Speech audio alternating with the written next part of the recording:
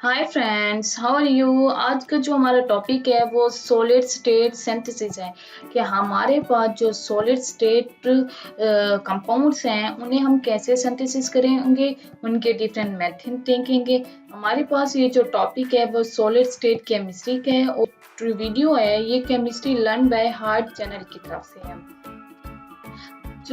तो student let's start our topic is solid synthesis method कि हम सॉलिड को किस तरह प्रिपेयर करते हैं, उसके डिफरेंट मेथड देखेंगे।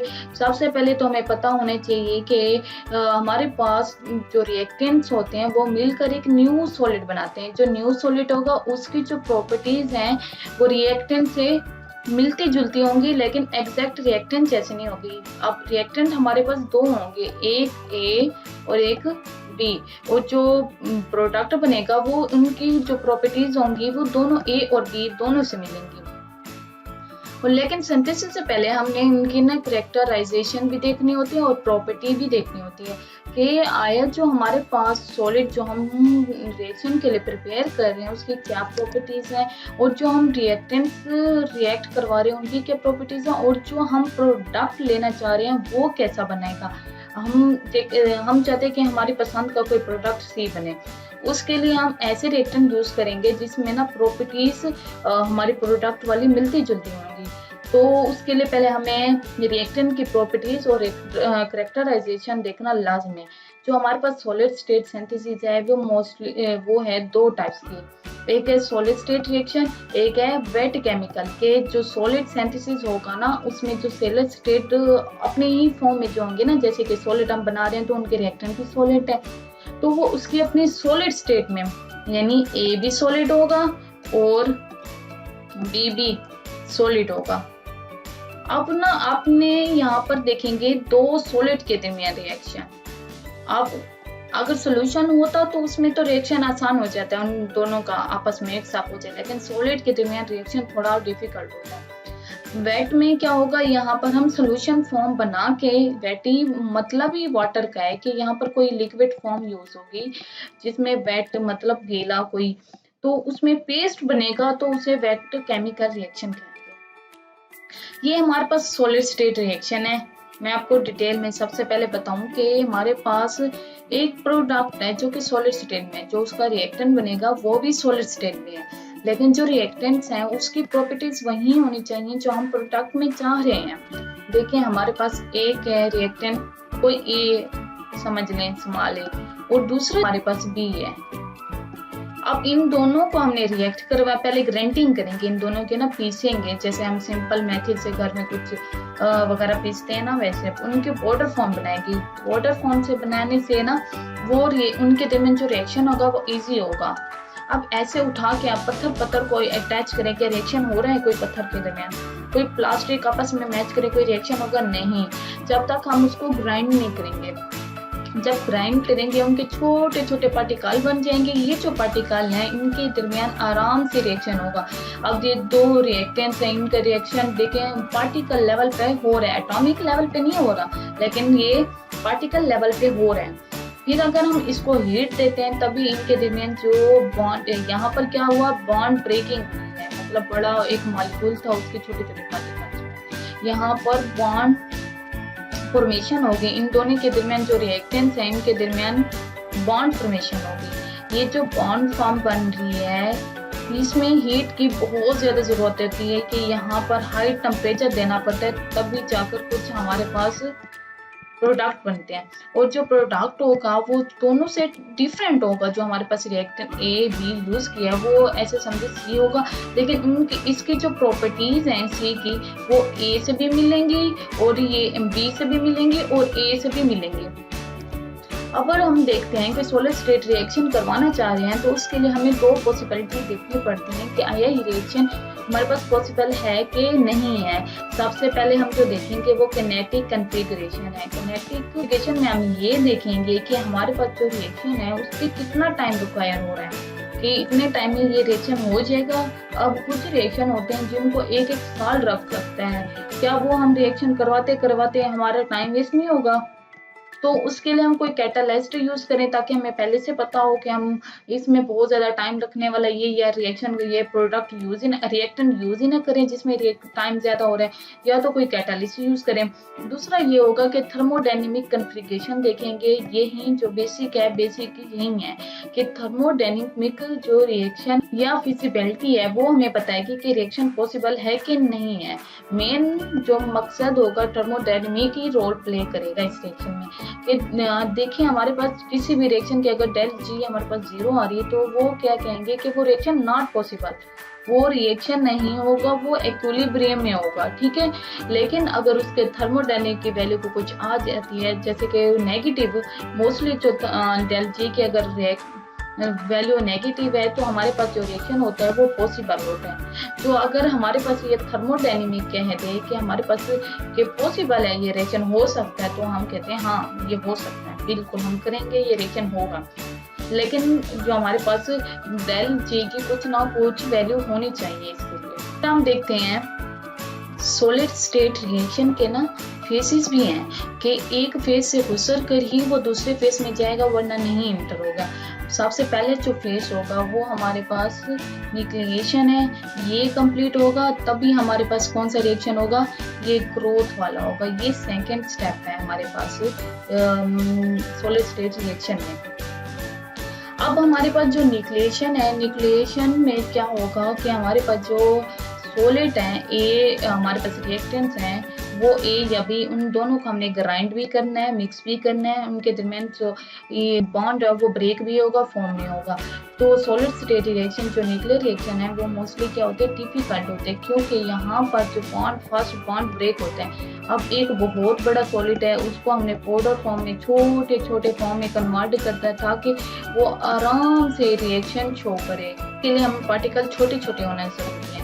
तो हमारे पास यहाँ पर बॉन्ड ब्रेक हुआ, फिर ये जो रिएक्टेंट है जो दो डिफरेंट प्रॉपर्टीज के, लाइक मैं दूसरा कलर यूज कर लूँ,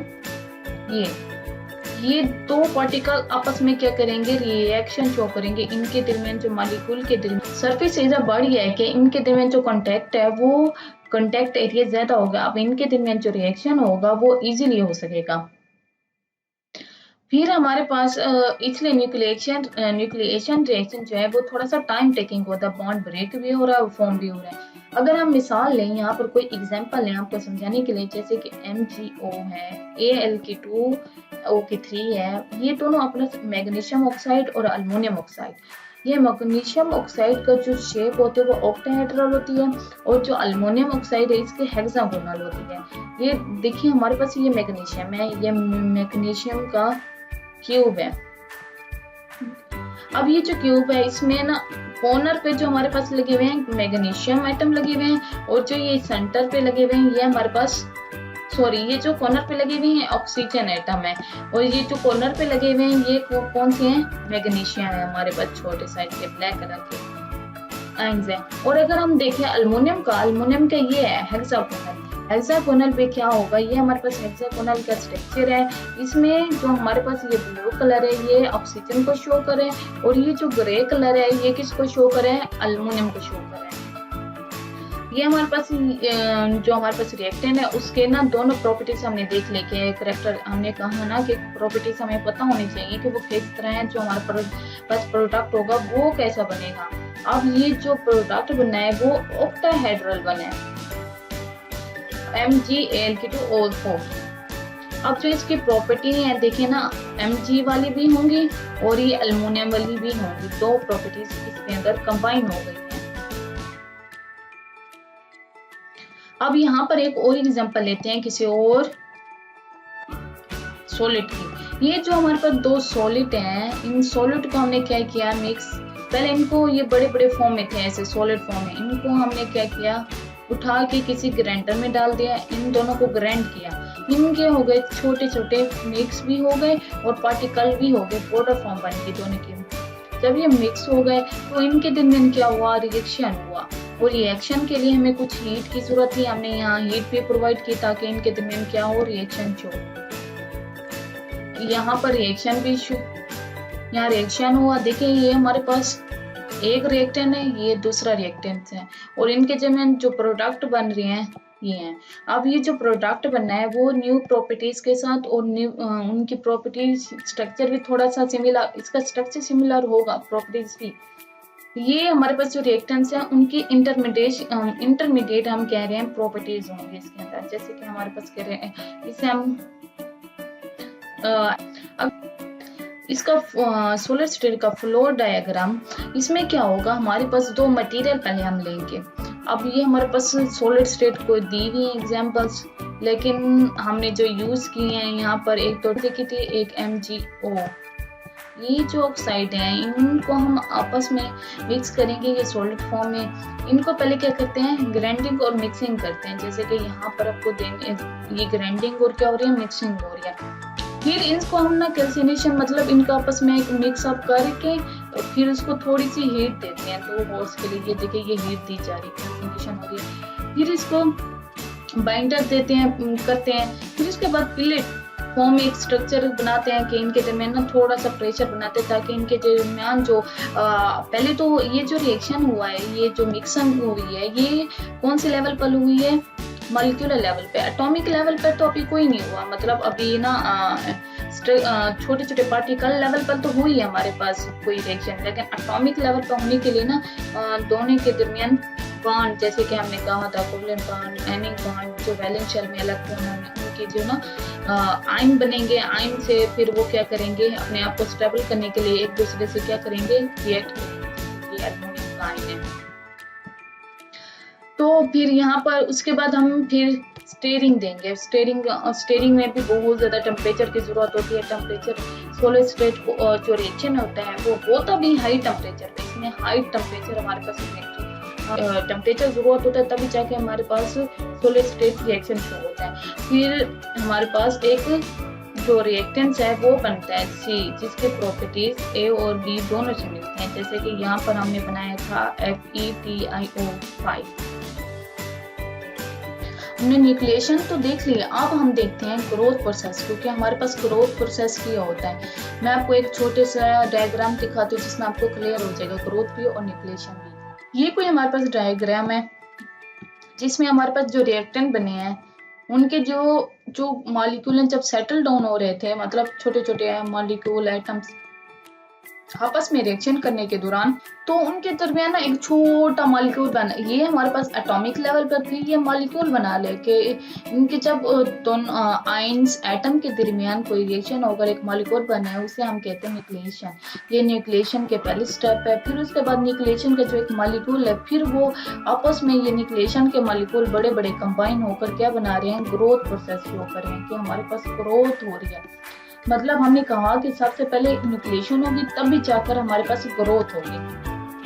और ग्रोथ में क्या होता है कि हमारे पास एक प्रॉपर 3D स्ट्रक्चर बनता है, मतलब एक क्रिस्टलाइन फॉर्म। अब क्रिस्टलाइन में तो 3D स्ट्रक्चर होता है। अगर हम देखें न्यूक्लिएशन, जब इसके एग्जांपल मैं आपको बता दूं, कोलॉइडल सॉल्यूशन है। कोलॉइडल के पार्टिकल जो आपने देखे होते हैं ना, वो भी क्या होते हैं, स्मॉल पार्टिकल होते हैं, वो न्यूक्लिएशन प्रोसेस से बनते हैं, ठीक है। और अगर हम देखें ये ग्रोथ प्रोसेस में, इसमें जो बनेंगे वो क्या बनेंगे, हमारे पास क्रिस्टल बनेंगे, क्योंकि इनके दरमियान 3D स्ट्रक्चर बन जाता है। और ये एक दूसरे के मतलब वो होते हैं, कंपीट करने की कोशिश करते हैं। ग्रोथ प्रोसेस और ये न्यूक्लिएशन, इनके दरमियान कंपटीशन होता है। जो हमारे पास कभी ग्रोथ प्रोसेस हाई होता है कि अगर ग्रोथ प्रोसेस हाई होगा तो हमारे पास क्रिस्टल ज्यादा बनेंगे, अगर इनिशियल प्रोसेस ज्यादा होगा तो हमारे पास कोलाइड ज्यादा बनेंगे, मतलब न्यूक्लिएशन।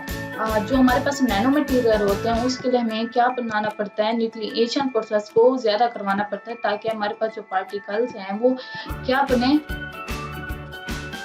मतलब नैनो मटेरियल बने, छोटे छोटे पार्टिकल्स। हमें नैनो मटेरियल में हमें छोटे पार्टिकल्स की जरूरत होती है, क्रिस्टल की जरूरत नहीं होती। तो उसमें हम क्या करते हैं, न्यूक्लिएशन को ज्यादा शो करते हैं। लेकिन अगर हमें क्रिस्टल बनाना हो तो हम क्या करते हैं, ग्रोथ स्टेप को ज्यादा देखते हैं। हमारे पास दो डिफरेंट जो रिएक्टेंट्स हैं वो कंबाइन MgO और हमारे पास क्या था, अल्युमिनियम। ये दोनों कंबाइन होकर क्या बना दिया हमारे पास, मैग्नीशियम अल्युमिनियम ऑक्साइड बना दिया। ठीक है, अब ये जो बनाया है, हमेशा जो हमारे पास प्रोडक्ट गेन होगा वो क्या बनाएगा, स्पिनल। स्पिनल क्या होता है, स्पिनल का फॉर्मूला होता है Ab2O4। जो AB होगा वो हमारे पास, ए जो होगा वो हमारे पास डाइवेलेंट होगा, और जो बी होगा वो हमारे पास क्या होगा, ट्राइवेलेंट होगा। और मेटल जो ए या बी है उनके दरमियान, ये मेटल ए या बी है, ये सेम भी हो सकते हैं और डिफरेंट भी हो सकते हैं, कि एक ही सॉलिड के हों या डिफरेंट है। अब जो इसमें जो स्ट्रक्चर होगा वो जो बनेगा वो क्यूबिक क्लोज पैक लिटिक्स में बनेगा। लिटिक्स क्या होता है, यूनिट सेल के बना हुआ। ये हमारे पास स्मॉल यूनिट सेल होंगे, उसके बाद ये बड़ा एक लिटिक्स बन जाए, जिसमें हमारे पास ऑक्सीजन भी पैक है, अल्युमिनियम भी पैक है और मैग्नीशियम भी पैक है। इसने एक स्ट्रक्चर बनाया जिसे हमने कहा कि ये एक स्पिनल स्ट्रक्चर है, स्पिनल स्ट्रक्चर है। अब ये जो स्पिनल स्ट्रक्चर है, इसमें जो देखे ना, ये ब्राउन वाला जो है मैग्नीशियम को शो करे, ये मैग्नीशियम ये है पार्टिकल्स। फिर उसके बाद वो शो करे, येलो जो है वो हमारे पास अल्युमिनियम को शो करे, ये जो ग्रीन है ये हमारे पास ऑक्सीजन को शो कर रहे हैं। ये एक स्पिनल स्ट्रक्चर है कि हमारे पास सॉलिड स्टेट रिएक्शन में जो रिएक्टेंट बनते हैं वो क्या बनाते हैं, वो स्पिनल बनाते हैं, जिसका फॉर्मूला Ab2O4 है। अब ये जो सॉलिड स्टेट रिएक्शन होते हैं, इसके लिए हमें दो थ्योरीज की जरूरत होती है, एक क्रिकेंडल इफेक्ट और दूसरा हमारे पास वेगनर इफेक्ट। कि ये सॉलिड जब रिएक्ट करते हैं तो उनके दरमियान कैसे रिएक्शन होता है, कैसे प्रोसेस होता है। अब कोई सॉलिड आपस में, आप देखें ना, एक सॉलिड हम टेबल के बाद बुक रख देते, तो वो क्या रिएक्शन शो कर रही है, नहीं कर रही है। अगर दो पत्थर स्टोन्स एक दूसरे के करीब रखते, क्या रिएक्शन शो करेंगे, नहीं। उनके दरमियान रिएक्शन करवाने के लिए हमें कुछ थ्योरीज की भी जरूरत पड़ेगी और टेम्परेचर की और गारंटी की जरूरत पड़ेगी। सबसे पहले हम देखते हैं वेगनर थ्योरी क्या कहती है। वेगनर थ्योरी ये कहती है हमारे पास एक सॉलिड जैसे कि मैग्नीशियम है और दूसरा सॉलिड जो कि अल्युमिनियम ऑक्साइड है, ये आपस में रिएक्ट करके क्या बना रहे हैं, हमारे पास मैग्नीशियम और अल्युमिनियम ऑक्साइड बना रहे हैं। ठीक है, इसके रिएक्शन के लिए हमारे पास डेल जी नेगेटिव होना चाहिए। हमने कहा ना कि हमारे पास थर्मोडायनेमिक मेजरमेंट होनी चाहिए, रिएक्शन पॉसिबल है कि नहीं पॉसिबल। तो डेल जी हमें पता चल के इसकी नेगेटिव है, हमें पता चल गया। फिर हम देख रहे हैं कि इसका ना जो एंथैल्पी होगी वो भी नेगेटिव होगी। जब एंथैल्पी नेगेटिव होगी तो रिएक्शन हमारे पास कौन सा होता है, एक्सोथर्मिक। एक्सोथर्मिक रिएक्शन क्या करता है, हीट रिलीज करता है। और जब जो है हीट रिलीज करेगा तो वो क्या करेगा, हीट फॉर्मेशन बनाने में हेल्पफुल होगी ना। तो ये रिएक्शन क्या होगा, इंक्रीज होगा, क्योंकि इसकी अपनी हीट है पड़ी न्यू बॉन्ड बनाने के लिए। तो हमारे पास यहाँ पर सबसे पहले मैं आपको बताऊं, ये एक सॉलिड जैसे समझे, ये दूसरा सॉलिड है। अब ऐसे तो वो ऐसे रिएक्ट नहीं कर रहे, ठीक है, ये ना ये रिएक्ट कर रहे हैं, ये ना ये। लेकिन जब हम इन दोनों को करीब करीब लाते हैं तो ये रिएक्शन शो करते हैं, इनके दरमियान एक फेज बन जाता है। ये देखिए, ये फेज बन गया। अब ये दोनों रिएक्शन शो करेंगे। यहाँ पर हम इसे कुछ टेम्परेचर देंगे, टेम्परेचर हीट देंगे, तो ये क्या करेंगे, हमारे पास मेल्ट हो जाएंगे। जब मेल्ट होंगे तो इनके जो आयंस होंगे, ये जो हमारे पास सॉलिड थे, इनके जो होंगे आयंस बन जाएंगे मेल्टिंग पे। ये जो मेल्ट होकर ये दोनों एक मतलब एक दूसरे के फेस में मेल्ट होना शुरू करेंगे, तो एक इंटरमीडिएट कंडीशन प्रोड्यूस होगी, जिसे हम क्या कहेंगे, रिएक्टेंट प्रोडक्ट इंटरफेस। इसमें क्या होगा कि हमारे पास दोनों रिएक्टेंट, ये देखिए अल्युमिनियम भी होगा और मैग्नीशियम, दोनों के आयंस होंगे। यहाँ पर रिएक्शन शो, अल्युमिनियम के आयन भी यहाँ कर रिएक्शन शो करेंगे और मैग्नीशियम के भी आयन यहाँ कर क्या करेंगे, रिएक्शन शो करेंगे। तो हम यहाँ पर ये रिएक्शन इसलिए शो करते हैं, जब हम इसको हीट करते हैं तो ये आयंस बनाते हैं। जब ये आयंस बनाते हैं तो ये आयन क्या करते हैं, अपने आप को स्टेबल करने की कोशिश करते हैं कि हमारे पास जो चार्ज है वो बैलेंस हो जाए। जैसे कि मैग्नीशियम का ये +2 है तो ये इस तरफ आएगा अल्युमिनियम के साथ रिएक्ट करने के लिए, ताकि अपना क्या करेगा, चार्ज बैलेंस करेगा। तो मैग्नीशियम किस साइड पे आ रहा है, ये राइट साइड पे, और जो अल्युमिनियम है वो किस साइड पे आ रहा है, लेफ्ट हैंड साइड पे। ये हमारे पास ये हमारे पास क्या है, वैगनर थ्योरी है। वैगनर थ्योरी ये कहती है कि हमारे पास कोई सॉलिड जब मेल्ट करता है तो उसके जो आयन है उनके दरमियान चार्ज अनबैलेंस हो जाता है। वो बैलेंस करने के लिए, चार्ज स्टेबल करने के लिए वो क्या करते हैं, आपस में रिएक्शन शो करते हैं और एक इंटरमीडिएट फेस बनाते हैं। अब हम देखें तो हमारे पास इसमें 3 फॉर्म होते हैं इंटरफेस के, इंटरफेस 1, इंटरफेस 2 और ओवरऑल रिएक्शन। जो इंटरफेस 1 है उसमें क्या होगा हमारे पास, उसमें क्या होगा कि हमारे पास जो मैग्नीशियम है वो मैग्नीशियम एल्युमिनियम ऑक्साइड के फेज के अंदर है। उसके दौरान वो ये रिएक्शन शो करेगा, ये मैग्नीशियम मैनिस और ये तो प्लस वाला और ये 4MgO, फिर एक मैग्नीशियम अल्मोनियम ऑक्साइड बनेगा। लेकिन अगर इंटरफेस 2 की बात करें तो हमारे पास मैग्नीशियम अल्मोनियम ऑक्साइड है, वो किसके अंदर है, वो अल्मोनियम ऑक्साइड के अंदर है। तो यहाँ पर ये वाला Mg है, ये इसके साथ कैंसल, ये इनके दरमियान कैंसल हो रहे हैं।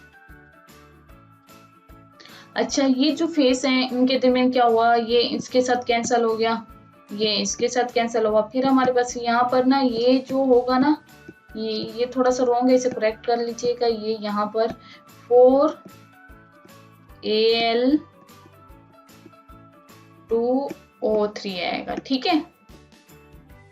तो फिर पहले ये देखिए, ये Mg ये जो यहाँ से बचा वो हमने ऐड किया, फिर ये 4Al जो यहाँ से बचा वो ऐड किया, फिर हमारे पास एक मैग्नीशियम अल्मोनियम ऑक्साइड यहाँ से बना, 3 मैग्नीशियम अल्मोनियम यहाँ से ऑक्साइड बने, फिर ये क्या बना 4।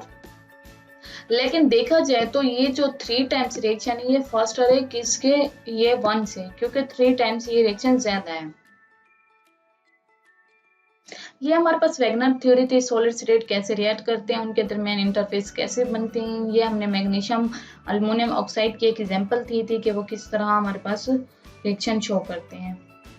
अगर हम देखें कि इफेक्ट की तरफ, तो हमारे पास क्रिकेंडल इफेक्ट क्या कहता है कि हमारे पास 2 सॉलिड हैं, एक सॉलिड ये है, एक सॉलिड ये है। तो ये जो सॉलिड है, एक जो सॉलिड होगा उसके मॉलिक्यूलर। तो अब हम देखते हैं दूसरा इफेक्ट जिसका नाम है क्रिकेंडल इफेक्ट। क्रिकेंडल इफेक्ट ये कहता है कि हमारे पास 2 सॉलिड हैं जैसे कि रिएक्टेंट के तौर पर यूज किए जा रहे हैं। जब हम इनको, अब इनके दरमियान एक मोलिडियम वायर उसने रिप्लेस की, तो उसने नोटिस किया कि इसका जो मॉलिक्यूलर मास था ज्यादा था, इसका मॉलिक्यूलर मास कम था। जो मोलिब्डेनम वायर थी वो इस तरफ शिफ्ट हो रही थी, मतलब बी की तरफ। तो उसने कहा कि यहाँ पर क्या हो रही है, डिफ्यूजन हो रही है, मॉलिक्यूल की डिफ्यूजन, मतलब ये अपनी जगह छोड़ के दूसरे मॉलिक्यूल के यहाँ पर आकर सेटल डाउन, मतलब यहाँ पर सेटल हो रहे हैं, इनके दरमियान कोई स्पेसिस हैं खाली, इनके मॉलिक्यूल के दरमियान वहां आकर ये सेटल हो रही हैं। तो डिफ्यूजन एक्सपेरिमेंट 2-3 मरतबा किया, फिर उसने इसे थ्योरी के तौर पर पेश किया। उसने बोला कि हमारे पास ये 2, एक सॉलिड ये, एक सॉलिड बी है। जब इसके दरमियान मोलिब्डेनम वायर प्लेस की, फिर जब इसको हीट किया तो हमारे पास ए वाले मॉलिक्यूल किसकी तरफ शिफ्ट हो रहे थे, बी वाले मॉलिक्यूल ए की तरफ से। तो बी वाले मॉलिक्यूल इस तरफ आ रहे क्योंकि इनका मॉलिक्यूलर मास कम है, ये इजीली डिफ्यूज हो रहे हैं। जबकि ये जो मॉलिक्यूल ए वाले ये डिफ्यूजन शो करें, लेकिन साइज बड़ा होने की वजह से बहुत कम अमाउंट में। तो यहाँ पर जो ये बी वाला है ये इसमें ज्यादा डिफ्यूज हो रहा है, इसके अमाउंट क्या है, ज्यादा डिफ्यूज हो रही है। तो पीछे इसकी अमाउंट कितनी बची, कम बची, ठीक है। और अगर हम इसकी बात करें तो ये बहुत कम अमाउंट में यहाँ डिफ्यूज हो रहा है, तो इसके अमाउंट तो वैसे ही है। तो ये वाला भी यहाँ पर ऐड हो रहा है, तो यहाँ पर क्या हो रहा है ज्यादा। तो ये मोलिब्डेनम जो वायर है वो किसकी तरफ शिफ्ट हो रही है, बी की तरफ। ये बी वाले मॉलिक्यूल किसकी तरफ शिफ्ट हो रहे हैं, ए की तरफ। तो ये जो शिफ्टिंग है ये कुछ इस तरह से है कि मॉलिक्यूल आपस में इस तरह तो अरेंज होते हैं, लेकिन इनके दरमियान कई स्पेसेस थी कि वहां से जो लोअर मॉलिक्यूलर वाले मास वाले जो बी वाले सॉलिड्स थे वो क्या करते हैं, यहाँ पर आकर यहाँ सेटल होंगे, यहाँ पर आकर यहाँ सेटल होंगे, यहाँ पर, मतलब इनके दरमियान ये तो अब ज्यादा अमाउंट में होंगे, ठीक है, प्रॉपर सॉलिड में। लेकिन यहाँ पर जो स्पेसेस है ना वो वैसे हैं क्योंकि ये बहुत कम आकर यहाँ पर क्या कर रहे हैं, डिफ्यूज कर रहे हैं। ये हमारे पास क्या हुआ, मोलिडियम वाई, मोलिडियम वाई के दरमियान ये मॉलिक्यूल डिफ्यूज हो रहे हैं। तो ये हमारे पास क्रिकेंडल इफेक्ट था कि किस तरह हमारे पास सॉलिड आपस में रिएक्ट करते हैं सॉलिड रिएक्शन में। मैंने आपको थोड़ी सी पहले ना बता दिया था कि न्यूक्लिएशन रिएक्शन जो है वो पहले होते हैं, फिर उसके बाद क्या होता है, ग्रोथ प्रोसेस होता है। न्यूक्लिएशन बनेंगे तो हमारे पास ग्रोथ प्रोसेस होगा। न्यूक्लिएशन जो होंगे उसमें मॉलिक्यूल क्या होंगे, छोटे छोटे होंगे, एटम मिलके क्या बना रहे होंगे, मॉलिक्यूल। यहाँ पर जो होंगे मॉलिक्यूल मिलकर एक बहुत बड़ा मॉलिक्यूल साइज जिसे 3D स्ट्रक्चर कहते हैं वो बनेगा। अब देखिए हमारे पास ये सोल्यूशन है, फिर ये हमारे पास यहाँ पर न्यूक्लिएशन एंड ग्रोथ प्रोसेस दोनों हमने देखना है, ठीक है। अगर हम देखें कि हमारे पास अगर न्यूक्लिएशन ग्रोथ प्रोसेस को देखें तो वो क्या पहले तो न्यूक्लिएशन होगा, जब न्यूक्लिएशन होगा तो तभी हमारे पास ग्रोथ होगा। लेकिन अगर हम ग्रोथ को डिस्कस करें तो इसमें हमारे पास क्रिस्टल स्ट्रक्चर बनते हैं कि इसमें लार्ज साइज के बनते हैं। लेकिन न्यूक्लिएशन में क्या होता है, सस्पेंशन बनती है कि हमारे पास मॉलिक्यूल होते हैं वो छोटे छोटे होते हैं। ये पहले एटम आयन मिलकर छोटे छोटे मॉलिक्यूल बनाएंगे, फिर यहाँ जाकर वो क्या करेंगे, बहुत बड़ा मॉलिक्यूल बनाएंगे। अगर हमने क्रिस्टलाइन स्ट्रक्चर लेना होता है तो हम ग्रोथ प्रोसेस को ज्यादा टाइम देते हैं। अगर हमें न्यूक्लिएशन प्रोसेस लेना होता है तो किसको हम कोलाइडल सॉल्यूशन लेते हैं अगर न्यूक्लिएशन ज्यादा करवाते हैं तो। ये हमारे पास कुछ ग्रोथ और न्यूक्लिएशन के आपको एग्जाम्पल दिए मैंने। ये दोनों को हम अपने हिसाब से भी न्यूक्लिएशन और ग्रोथ प्रोसेस को चेंज कर सकते हैं। कुछ हमारे पास केमिकल ऐड करके, डिफरेंट पीएच करके ना हम अपने मर्जी के न्यूक्लिएशन भी कर सकते हैं और ग्रोथ भी। अगर हमें क्रिस्टल चाहते होते हैं तो हम ग्रोथ को प्रेफर करते हैं। अगर हमें क्या करते हैं, कोलाइडल सॉल्यूशन चाहिए होता है तो हम, या नैनो मटेरियल, तो हम किसको शो करते हैं, न्यूक्लिएशन को ज्यादा शो करवाते हैं। ये हमने न्यूक्लिएशन और ग्रोथ प्रोसेस और सोलर रिएक्शन को हमने डिटेल में देखा। फिर हम जैसे नेक्स्ट वीडियो के कि वो मैं उस पे ना सोलर स्टेट सिंथेसिस पे इफेक्ट होने वाले फैक्टर को डिस्कस करूंगी। आई होप ये लेक्चर आपको समझ आया होगा। Thank you so much for watching.